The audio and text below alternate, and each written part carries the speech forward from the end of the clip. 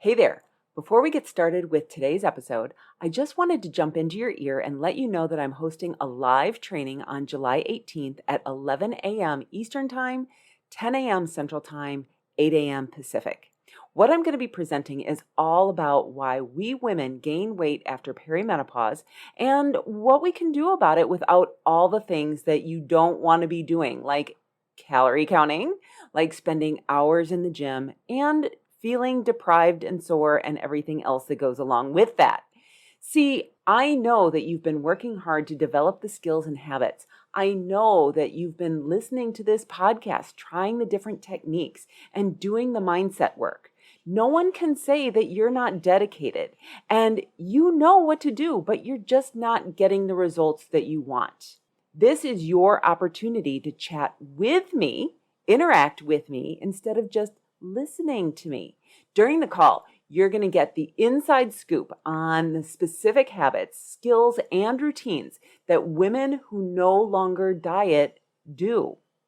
You'll understand how we've been socialized to look for that next big diet or the thing that's finally going to be the magic pill that will suddenly make the extra weight just fall off and help you to be consistent in the things that you know are going to help you to feel better in your body and in your clothes.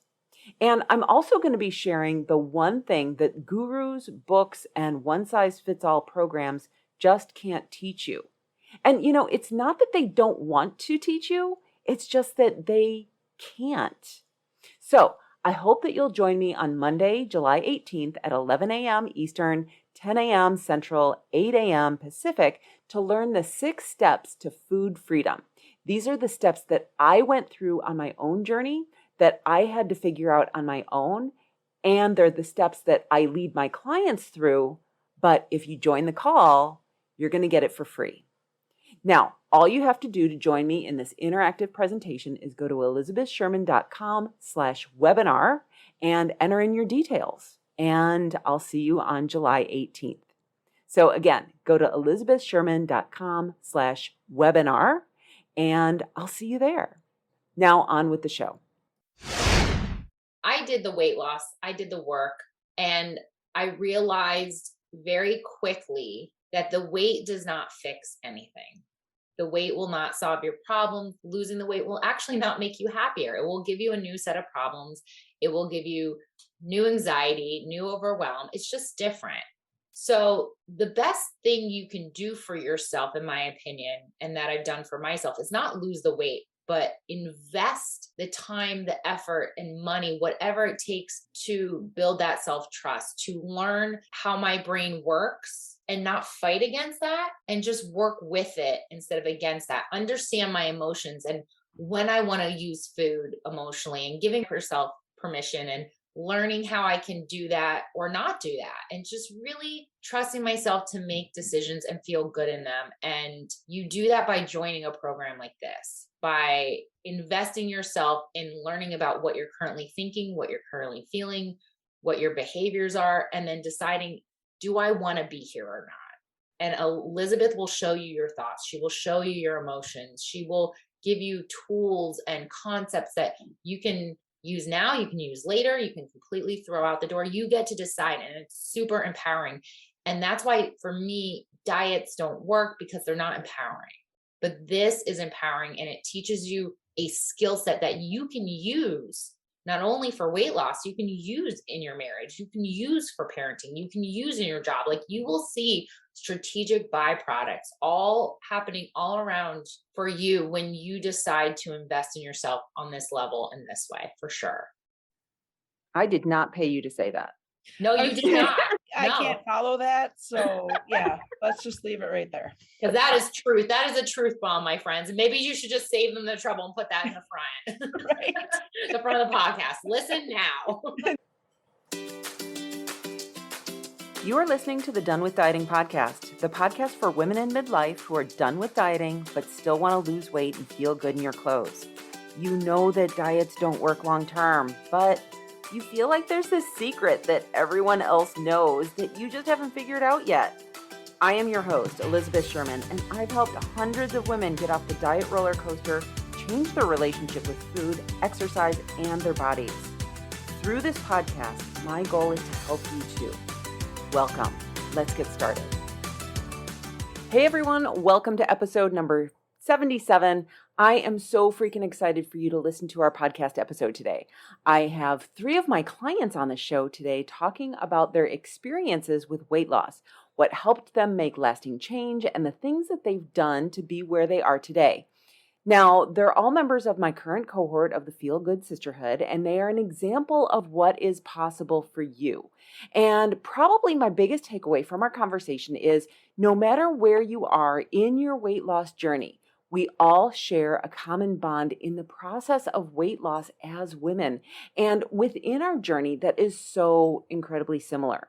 And even though these women come from very different backgrounds, their experiences as women trying to lose weight allowed them to support each other and lift each other up during the process.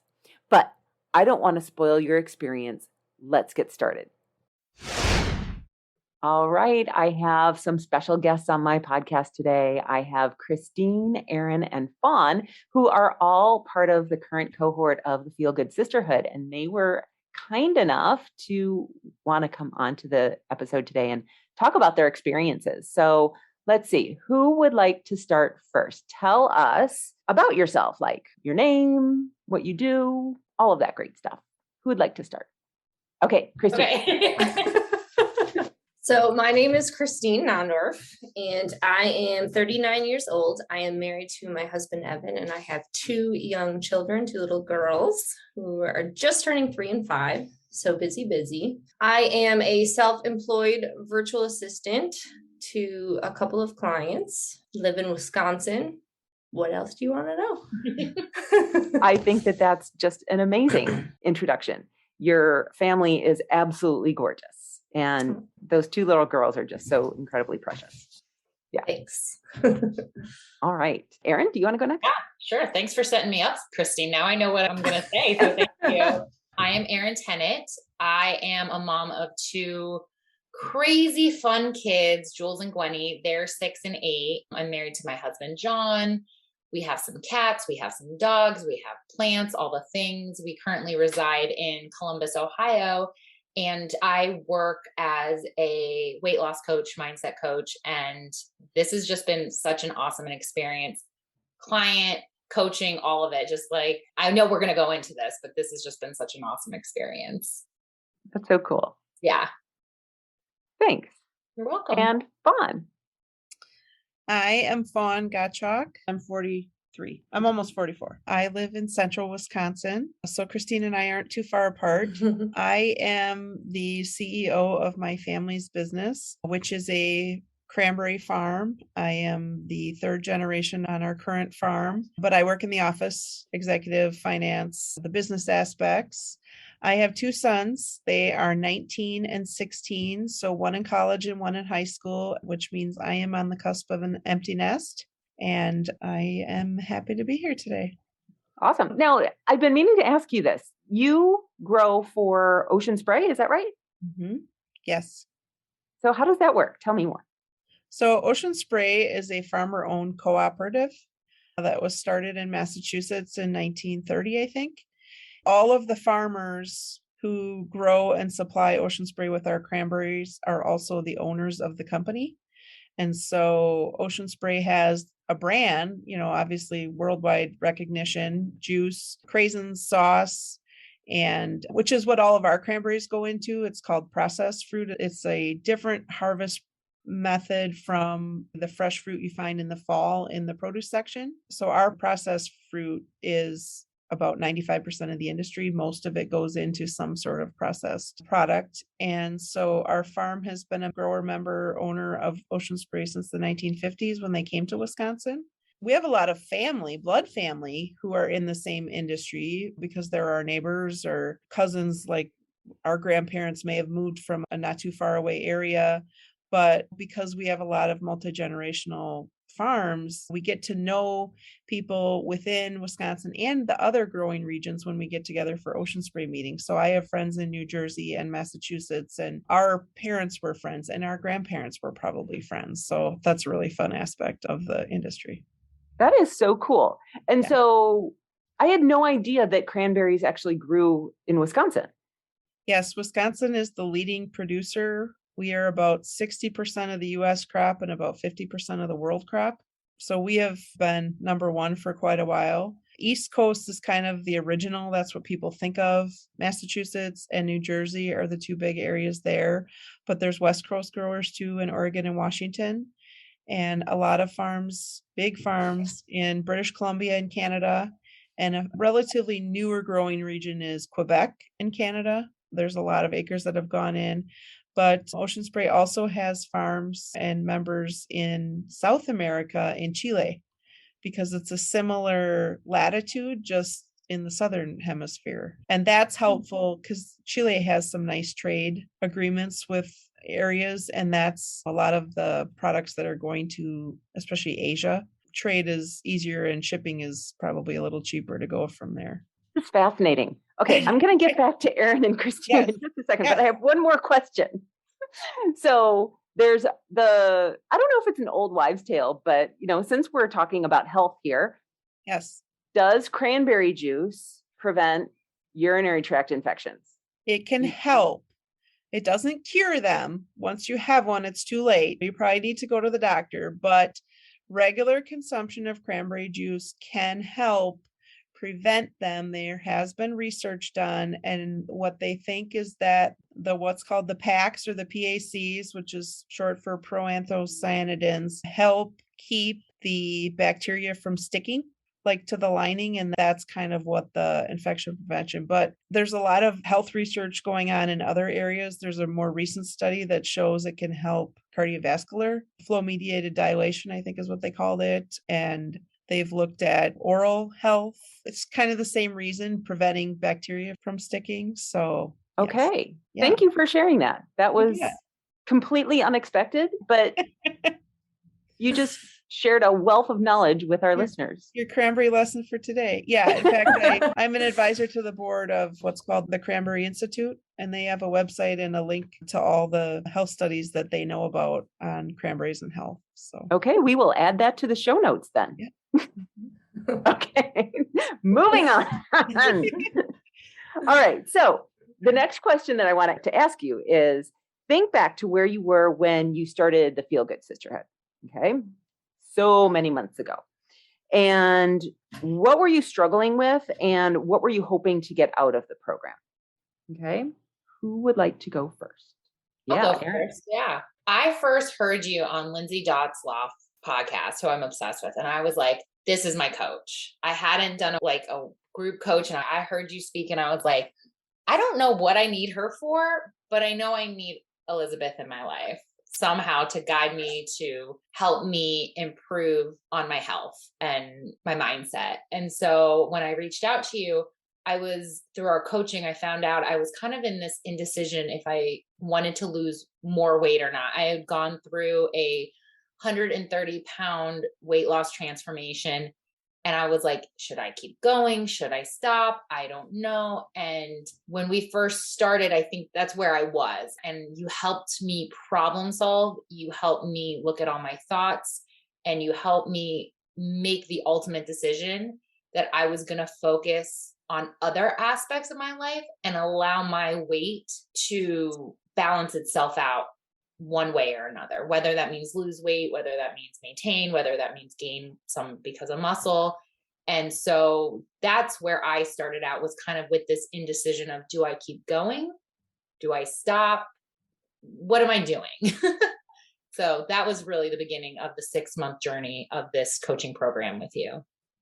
Well, and I think we need to pause a second and let that sink in for the listeners. Mm-hmm. You lost 130 pounds before you even started the program. Like, how is that even possible?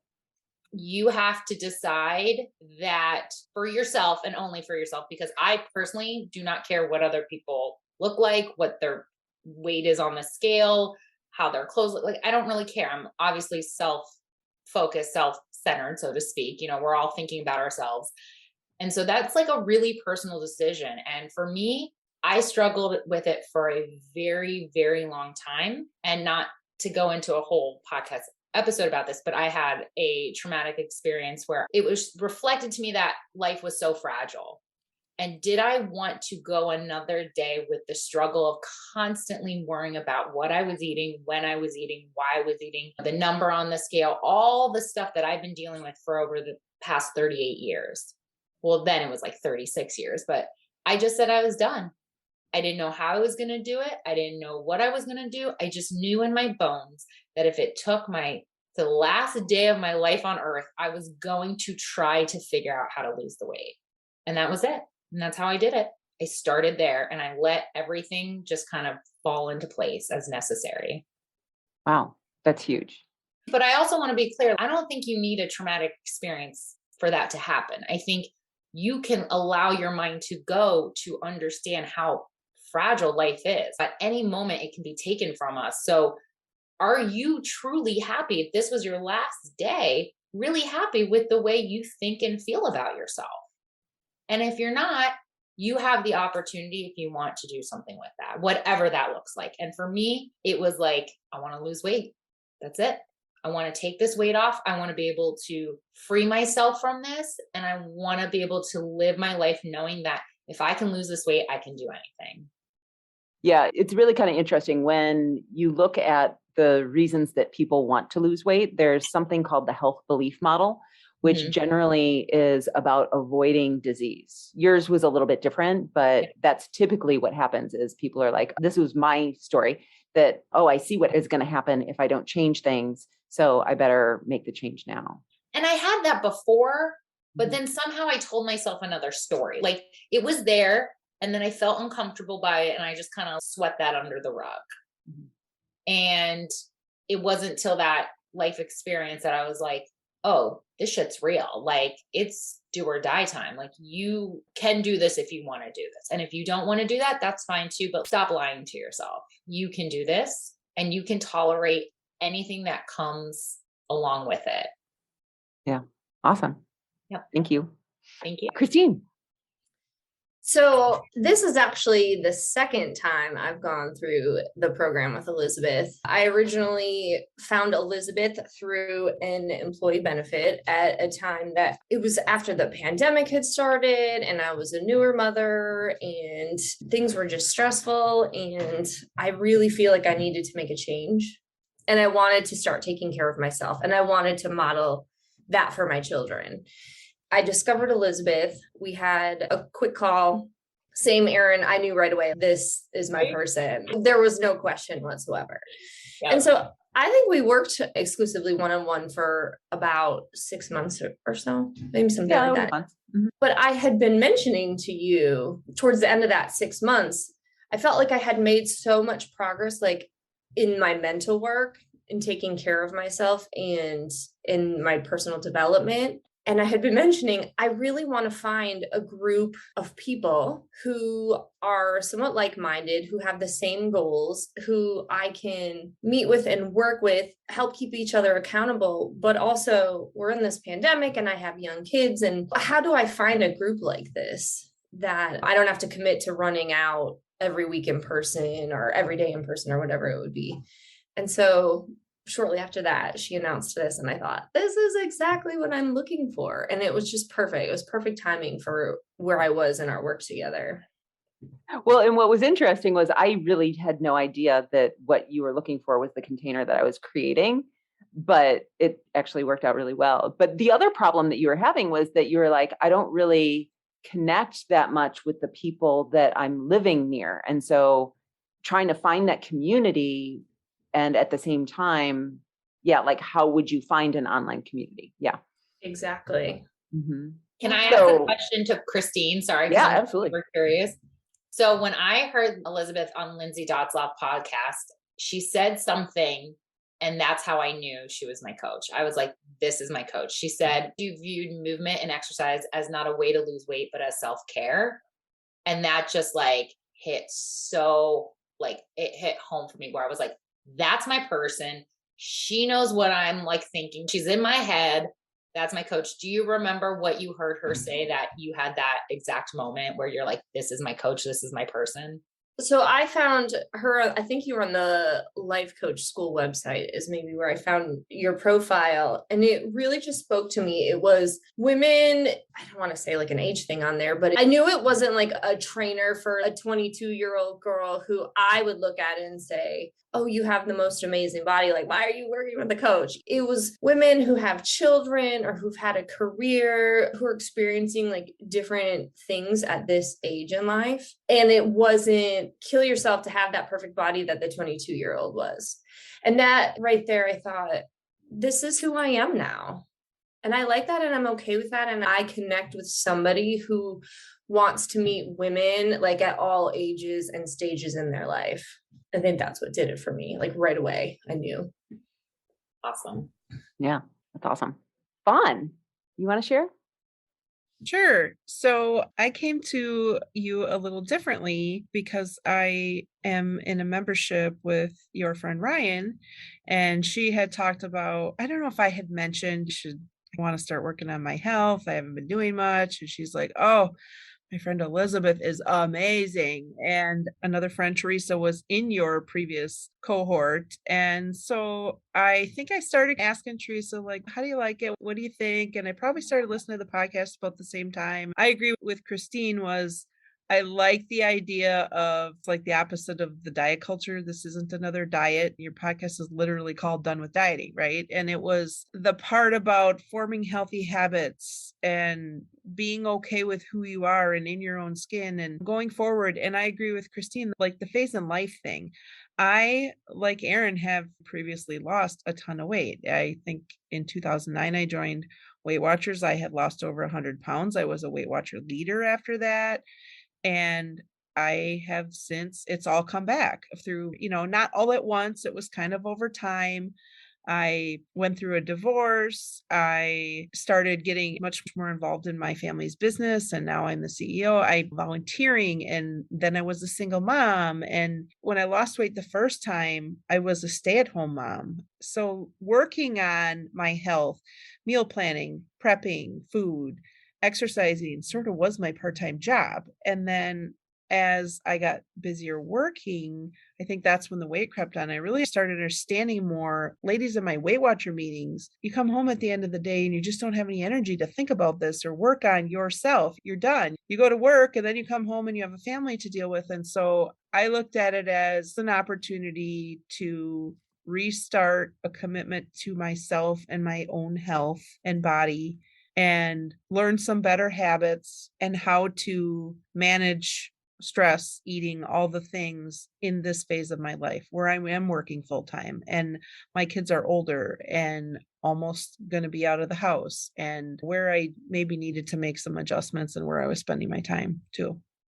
Yeah. So it's kind of interesting. You were in Weight Watchers for a really long time. Yes. My follow-up question to you is like, how does my philosophy or the Feel Good Sisterhood differ from Weight Watchers, which I know it differs vastly, but I'd like to hear it in your words. Right. So one of the things that I think it took me a little while to get used to when we first started this program, I was like, you mean we're not tracking our food? We're not weighing in at a certain interval? You were kind of like, I don't care if you step on the scale in the next 6 months. And that's what Weight Watchers is. You weigh in every meeting you go to, and you got a sticker for every 5 pounds you lost, and you were supposed to track it. We had all kinds of, as a Weight Watcher leader, if you bite it, you write it. If you snack it, you track. The tracking was in it.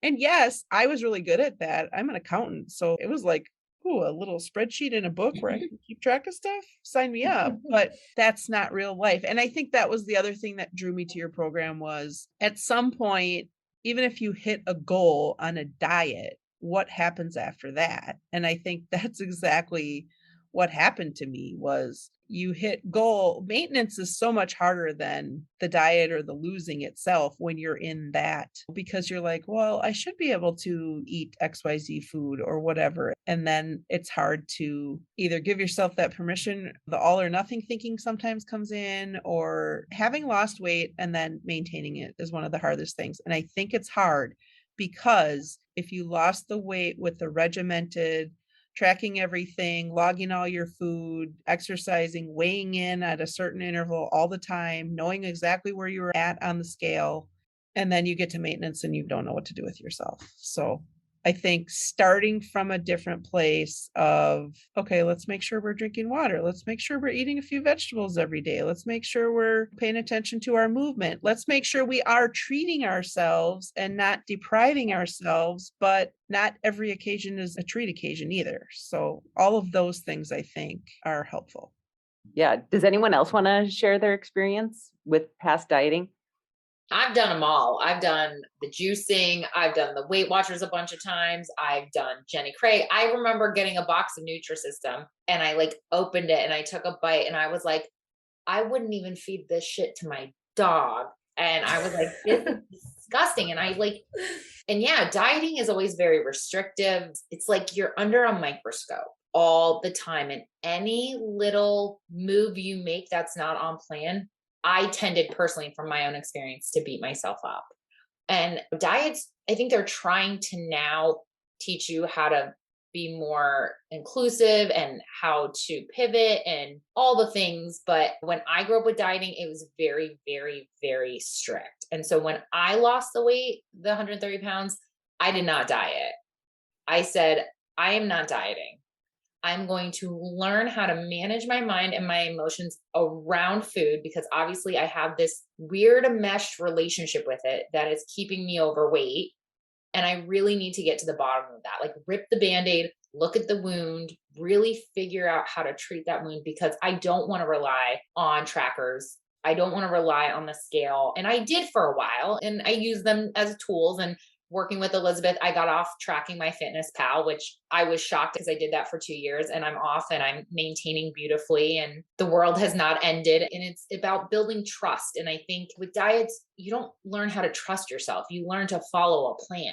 And that's great to learn to follow a plan because you get discipline, you get commitment, all those things, which we talk about in this coaching. And we talk about how to come up with our own plan and then to decide ahead of time so we can build the self-trust and the commitment.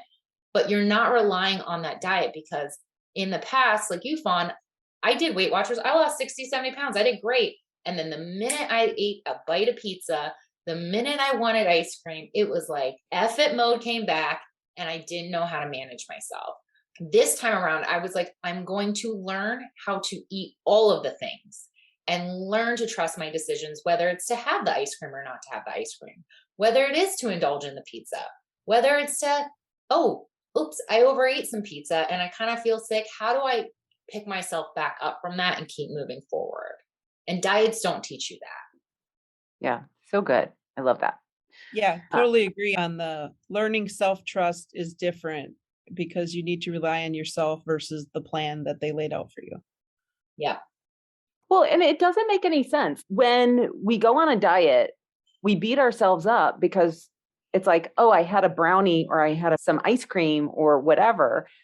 And yet we think that we have to be perfect until we get to goal. And then somehow we're going to magically learn how to incorporate those treats into our daily life or weekly life, whatever it is. We need to be able to do it along the way so that when we get to goal, we still know how to do it. Right? Christine, did you want to share it all? You don't have to. I was just thinking that for me, it's always been, if you're going to lose weight, you just eat clean. And that's the way it is. There's no thought about the maintenance. There's no thought about like later down the road. It's like you work out really hard and you eat really clean and you drop the weight. And then that's just it. And it doesn't work that way. And I spent so many hours racking my brain, like, how did we get here as a society? Because really, what I've done, I should say, is I've unlearned all of these things that I thought were true. And it's really kind of simple. But I look at the 8-point checklist or whatever it is, it's manageable things that I can do to keep myself healthy and well that aren't killing myself to look perfect. Well, yeah. And we go on these diets that are like all of these advanced techniques. It's smoke and mirrors, right?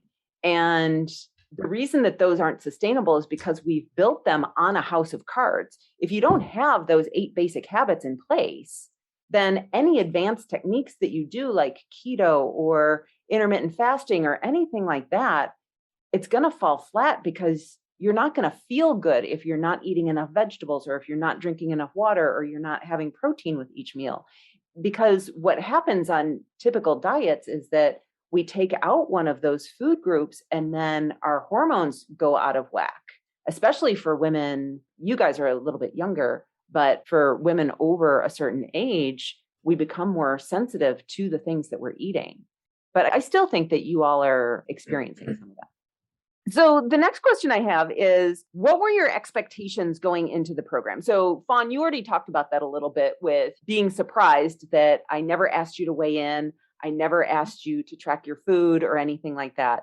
What were your expectations going into the program? And any of you can start. I can jump in here. So it's funny because I had worked with you, like I said, for approximately 6 months before the program.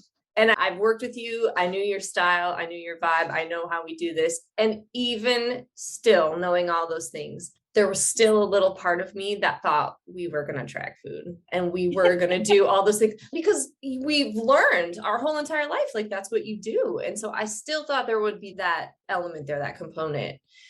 And it wasn't, aside from the awareness piece of it, which maybe we'll talk about at some point, but that's what I was expecting. And it was just so great that it wasn't a thing. Okay, talk about that, because I'm sure that there are people listening who are like, well, then how does this work if I don't track my food? If I don't track my weight, how is this even possibly a thing? So really, to me, this has become so much more about the mental work that I do and how my body physically feels and being aware of how I feel and what I'm doing. Really isn't about counting calories or anything. It's, okay, how much water am I drinking? Like, I don't have to change how much water I'm drinking, just how much am I drinking on average? How many vegetables am I eating on average? And so for me, it's in the front of my mind now as I'm just being aware. Then I start thinking about, okay, maybe I want to drink some more water. Oh, now I feel good. I don't have a headache or I have more energy. And then once your body starts feeling good and you start seeing and feeling some of those changes, it's interesting because it does take your mind. For me, it took a while to wrap my brain around the fact that we were going off how I felt. But once it does, it's really hard to go back. It's hard to not notice how I feel all the time now after all the work that we've done to this point. Yeah. And I see Erin and Fawn are nodding their heads. Yes. I was shocked that we haven't even talked about our weight. At first I was with you, Christine. I was like, are we going to have a plan? What are we going to eat? And we are building protocols and we're trying to come up with lists of foods that we want to eat regularly and treats we want to incorporate as well. So we do talk about, but it's very, very vague and left up to us to do the work and figure it out, which I appreciate as a client and as a coach, because I think a lot of the times we expect these programs to be done already for us, but that's a diet, that's a plan. It's our job and it's our responsibility to take care of our health and decide what we want to put in our bodies, when we want to put it in and how. So I agree with you, Christine, on that. But like the weight, we have not talked about how much weight we've lost, how much weight we've gained. We don't have any talk of that. And I was like ready to weigh in and I was so weight focused and like I weigh myself every day or every week. And I'm just like, I don't know what anyone weighs nor myself. Like I thought it was going to be like a Weight Watchers meeting. Like how are we going to our weight? Yeah. I'm up half a pound. I'm down two and a half. Yeah. Well, and I appreciate that too, because I remember at the very beginning, kind of our pre-work questions before the first call were, how are you going to measure success and what are your units? Are you going to weigh yourself? Is it what's on the scale? Are you taking measurements? Is it going to be feelings? And I think that's one thing that has shifted from what my expectations were of what we were going to be doing and what it was going to be was my goals have shifted. Those weight measurements, and we talked about this somewhere along the way, outcome-based goals. And what we do with our bodies, for our bodies, may or may not give us the result in the outcome that we want, which is one thing we've learned. I don't have them written out, but my new goals or mindset, and to Christine's point, the thoughts and the work on our own mental game in this has really shifted it to, okay, I want to think about who I want to be after the 6 months, in 2 years. And I think we talked about the goals have shifted from being outcome-based to identity-based. And that was big. And that to me was different from anything definitely from Weight Watchers or anything else. Okay, so talk about that a little bit. I'm sure that people are like, what are identity goals? What are behavior goals? What are outcome goals? How do you want to talk about that? Who wants to talk about it? Right. We talk a lot in the calls about our future self, our current self, and our past self. So an identity goal is, what do I want my future self to look like? What does she feel? How does she feel about movement, going out to eat? And then thinking about that kind of helps us make informed decisions now. And if we get stuck and we feel like, geez, we're not allowed to use the word behind because everybody's on their own journey. But if you feel like you're spinning, what's the easiest thing you can do to move yourself towards your vision for your future self and what that identity is? Yeah. Can I say something?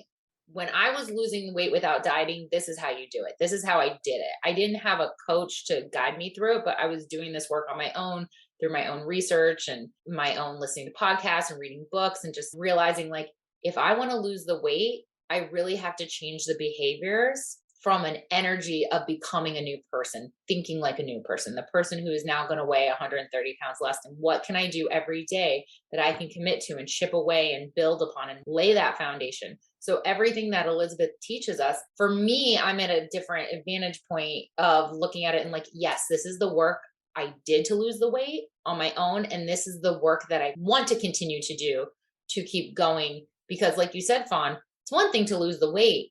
It's another thing to live a completely different identity. Because I think too, there's a whole different piece of this is that once you do lose the weight or you step into that identity, no matter if you lose the weight you wanted to lose or whatever that might be, you then have to align yourself with that new identity and your environment. And there's this whole transition period of, wow, I'm this new person that I said I was going to become. And there's like an adjustment period, if that makes sense. But yes, like that's why I love your coaching too, Elizabeth, because it's everything I did on my own. And it's almost like affirmation, like this is real. I'm not living in a dream. This is not a fluke. This is how people change their lives, whether they lose weight or work on their relationships or get their dream job. Like they do the shift in their mind first before just skipping ahead and just like, what can I take out of my environment? What can I put in my environment? How can I change my behavior? It's like really going to the root of it all, which is your thoughts. Yeah. So good. Yeah. I just wanted to say, just echo what you both said. For me, I used to think so much about like output. What's the outcome? Like Fawn, you were saying, and now my word is input. What is my input to reach that identity? Yes, I can lift weights. Yes, I can run or bike or whatever it is and lose weight, but I can't make my stomach flat necessarily. I can't control all these specific things about the way that I want to look. And so now I trust what I'm putting in my body is what my body needs. And the outcome is just what it may be. But the weight loss and all those things are just a byproduct of that. And it's amazing to feel good about it and then see it. Well, and you recently have lost some significant weight, even though you haven't been trying, right? Mm-hmm. That wasn't the goal anymore. No, that really stemmed from deciding I wanted a different relationship with alcohol, really. And so again, that was an input thing for me, like, who do I want to be? And that was a decision I made on who my future self, like what I envisioned for that. And so it became a lot more of my nutrition and how my body feels and lifting weights, and because I want to, which I never thought I would say. Same. But it feels good. Well, and I think that's the difference between someone else dictating this is what your relationship with food or alcohol should be, and you deciding what you want it to be, right? Mm-hmm. Mm-hmm. Yeah, I mean, this is what's so great about the program is the element of it's self-guided really in a way. So we have like a nice balance of we're a group, we have the sisterhood, we're accountable to one another, we check in and we talk about our things and whatnot, but also I can go through the materials at my own pace and choose the things that apply and work for best for me. It's just like a really nice balance of making it what I want it to. Yeah, well, and that was actually going to be my next question. So there are different aspects to the program. Each week we meet for group calls. We also have video teachings or materials that you go through, which are laid out in a weekly basis. We have worksheets, workbooks, and then you also have the accountability of the community as a whole, as well as I've paired you up in groups to be accountable to one another if you want that. So my question is, what has been the most beneficial to each of you? Which aspect of the program? I love our weekly calls. It's something I look forward to. It's something that I think I did not realize how much benefit there is to showing up each week with a group of women who are aligned, like you said, Christine, who are in the same community, who want the same things for themselves. We're all here together for the same purpose. And listening to everybody's thoughts and feelings and wins and struggles and all of it, you don't feel so alone. And I was very alone in my weight loss. And sometimes it brings up the curiosity, like it's not going to change anything, but what have my journey been like if I did have that community? Would it have maybe been quote unquote easier or faster or more fun, enjoyable? Because I have a great time on these calls, listening and learning and making new relationships and connections. And so I think anybody who's scared to hop in and worry about what other people may think and feel about you, like then that says so much for you. Maybe community would be good to calm your nerves and get you out of your own head and realize like you're a human being just like everyone else who is struggling with the same shit every day, all day long. And we're in this together. And I love the support that we get from each other and from you on the calls.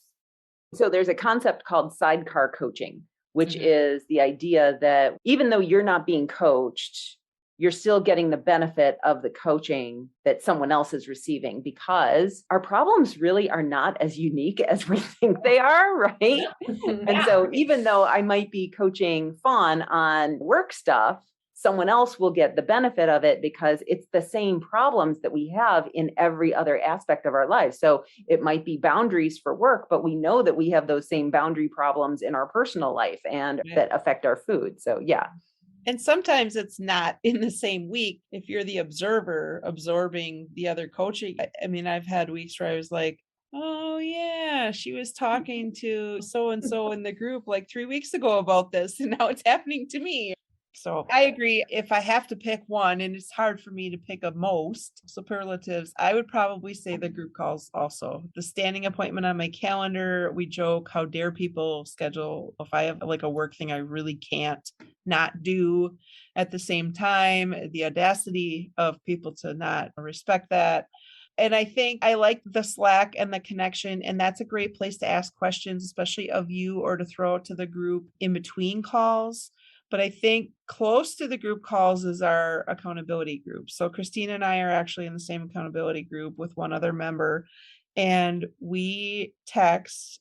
We have all been busy and not as consistent, but I think one time, I don't remember what I was struggling with, but I had a personal coaching call with Elizabeth, which those are also amazing. And she has suggested, what can you do this weekend to feel empowered or to feel like you're more in control or you're caught up? What can you do this weekend? And I shared that with my group, and they were like, geez, I never even thought about how different weekends are from during the week, my weekdays, and that I could actually be setting goals for the weekend. And so I think that weekend we all set goals for that weekend and then checked in on Sunday night or Monday. If we get busy, sometimes it might be a week or 10 days and we realize we haven't checked in with each other. And then it's like, hey, this is what's going on with me. How are you guys doing? Or is there something you're focusing on? And there are a lot of weeks that the three of us are like, yep, we got to drink more water and eat some darn vegetables. But that's who we are. Again, it's back to the basics. Like The basics, it doesn't have to be perfect. It's just the basics are what work and get us through. I like the coaching calls too, because it's the right amount of time that we get together to hold each other accountable, and we have materials that we work on in between time. So sometimes if I know a call is coming up, and I'll be sure to jump on and look at the beginning of the week before our Wednesday call, what are the materials for this week? It's just always top of mind for me, but not in an overwhelming way. There's no pressure, but I know that it's there and I want to engage and be a part of it. So, Christine, you actually have a really different perspective than Erin and Fawn in that we've worked together one-on-one, and this is the second time you've done the program. So I'm wondering if you could talk first a little bit about what is the difference that you've noticed between going through the program a second time?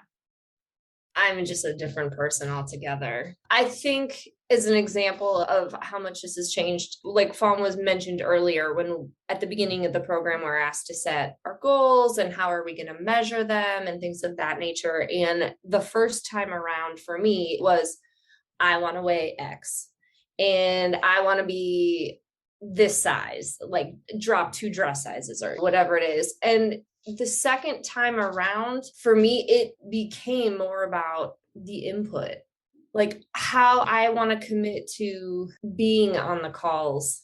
I want to commit to doing the materials every week. I want to complete this race, do the X amount of days of working out or whatever it may be, things that was really an input of what are the behaviors I can do to make myself feel good and keep myself feeling good and to be healthy. I really think it was just that mental shift, that aha moment. Like, this is about my health and wellness and how I feel and not about how I look and what size I am. Like, I'm not going to hit X amount of pounds and then somebody waves a magic wand and then all the problems go away and I'm no longer insecure and everything is perfect. It doesn't work that way. And that mental shift was pivotal, huge, huge turning point for me. So good. Awesome. Okay. So then the last question I have for y'all is, have you had any aha moments or breakthroughs? And what has been the most surprising thing of the program for you? Well, I was going to say, I've kind of mentioned them. I think one of the biggest things on the first session, the first time I did the program, I remember getting on and doing introductions and talking to everybody. And this happened the second time too, but it was really monumental the first time.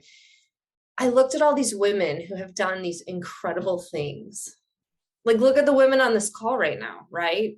And so I get on and I'm like, we're all sitting here worried about our weight, worried about our size, and not about like, oh, you're the CEO of your family business. How incredible is that? You've lost 130 pounds.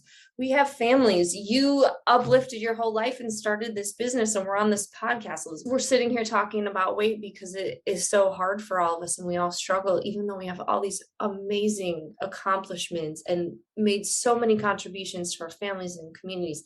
And it honestly just made me cry because like we should be celebrating those other things and not worried about a number on a scale. And I hate that so much.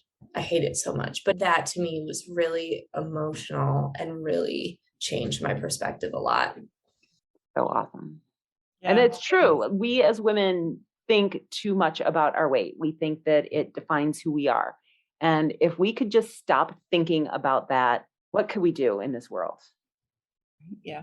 I think a big one for me is the whole getting in the mindset of current me taking care of future me, and how deciding ahead of time does that for me. And it happens once in a while where I'm like, the way I arranged something on the calendar or what I did when I grocery shopped, and I was like, dang, past me took care of me right now. That was good on her. And then when you have those little wins, you're like, okay, but now I got to think about future me, because that's the thing about past, present, and future me. Like, they're never there very long, right? Like, it's not static. Life is moving on. And so it's interesting to think about, and you don't have to think like overwhelmingly like future me, like in 5 years, but geez, what makes it easier for packing your lunches? I buy 3 salad kits and make sure I got a container of chicken so that, you know, the me that is at her office and short on time in between meetings or something needs to eat a decent lunch, and then you take it to work with you. So that was probably a big one.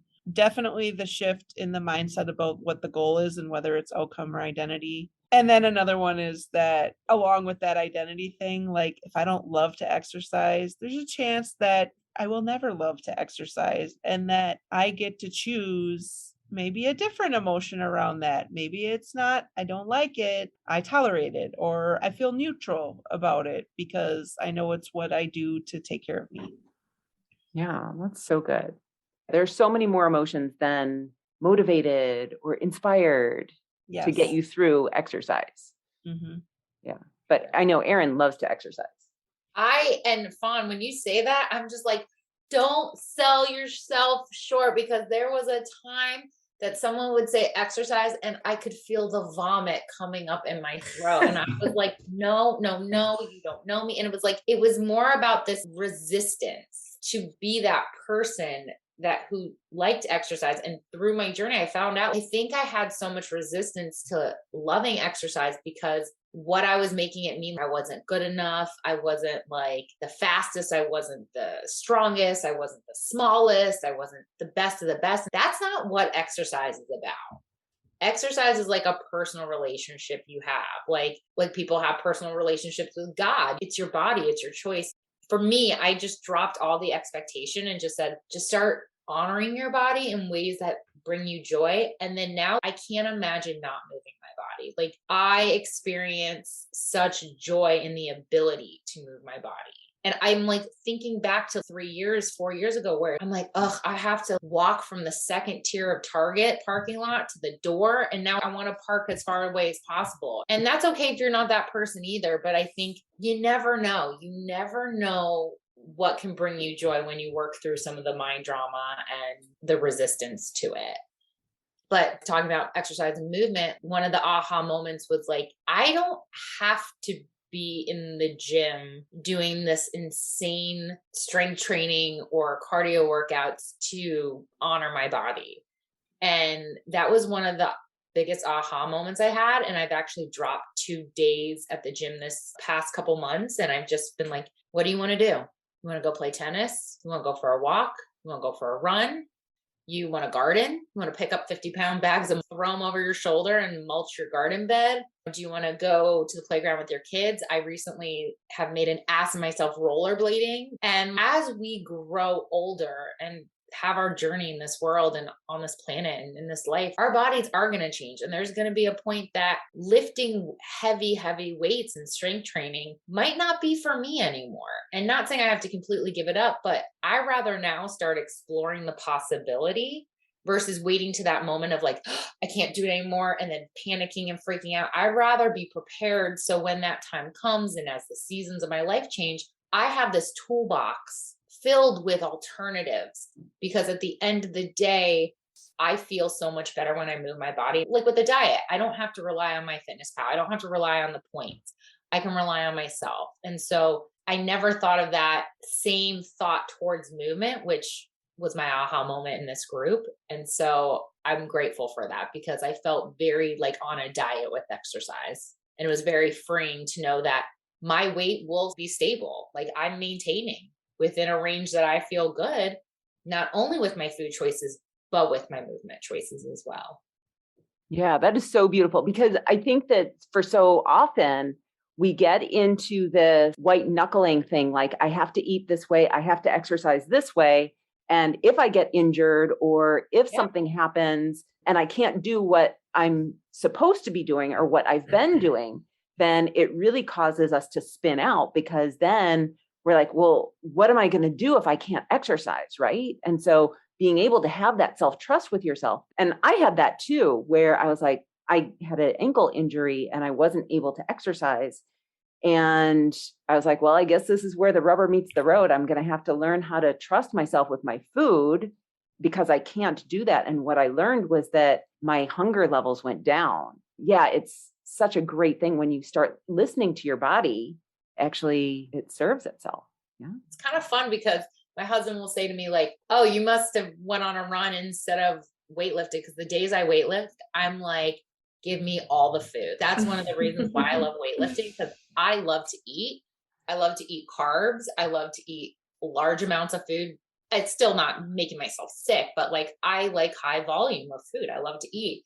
So like strength training allows me to do so, but at the same time, it's nice to allow my body to dictate what I need on different days and really be in tuned and aware and listen to that versus just being on that plan. And like we said, if you're not on the plan, what do? It's like, oh, I can navigate on days that I don't work out. I have rest days. I can navigate on days I do just regular movement. I can navigate on strength training days where I feel like I'm never full and I always want to eat.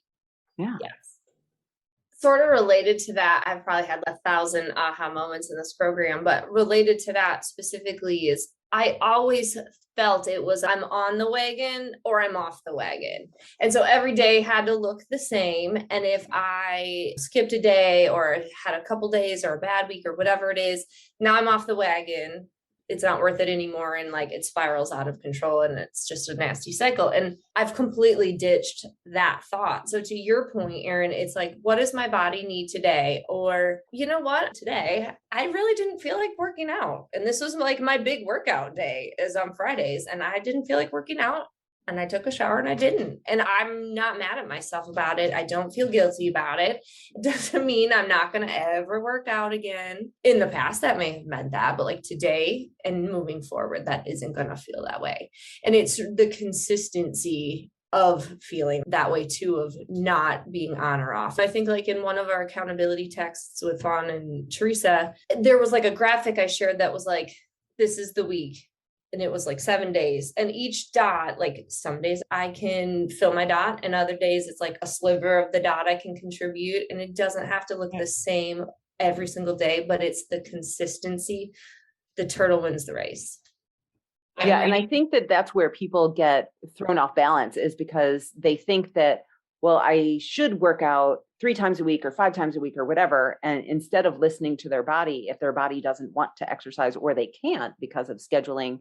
And so they feel like they've messed everything up. And so what I hear you saying, which is so beautiful, is that just because you miss one workout doesn't necessarily mean that everything is screwed. And Christine, that made me think, I'm reading this book called Atomic Habits by James Clear. Everyone I'm sure has read it. If you haven't, you should read it. One of the biggest takeaways for me, it's like, it's not about showing up perfectly, but it's about showing up frequently and consistently. And by you trusting yourself, it's not the act of working out, but by you saying, it's okay that I don't work out today. I'm listening to myself and I trust myself and showing up and doing that every day, no matter what the output is, but being aware of that and showing up to that frequently, that trust that self-trust, that's what he's talking about. And again, because that's the habit we're trying to build, is that we feel good in our decisions. We're aware of our decisions. We trust our decisions. And so whether it is to work out and not to be perfect, or whether it is to say, hey, what if I don't go to the gym, but I go on a walk? What would that look like? What would that be like for me? And deciding what's best for us today and what our future self will also thank us for to do today. So I love that. I love that. Like, it's not on or off because you're showing up every day frequently and consistently to feel good in your decisions. Right. In our accountability group, we also frequently remind each other, give yourself grace, because there is no such thing as perfect. And there are circumstances or obstacles and derail even the best of intentions. And it's just one circumstance or one day. I know Elizabeth, I think, has a podcast on this, and it's in the course materials, the idea of B- habits. Sometimes what you have to show up with is not your A+ effort. I did all my homework. I watched all the videos. I am ready to go. Sometimes it's you show up to the call and you're the person listening while everybody else is talking. And that's still a win and a positive because you showed up. I'm laughing because at the end of our last cohort, Christine was there. One of the participants, Renee, she showed up to one of our last calls and she was like, I have done so well in this program and I have completely half-assed it.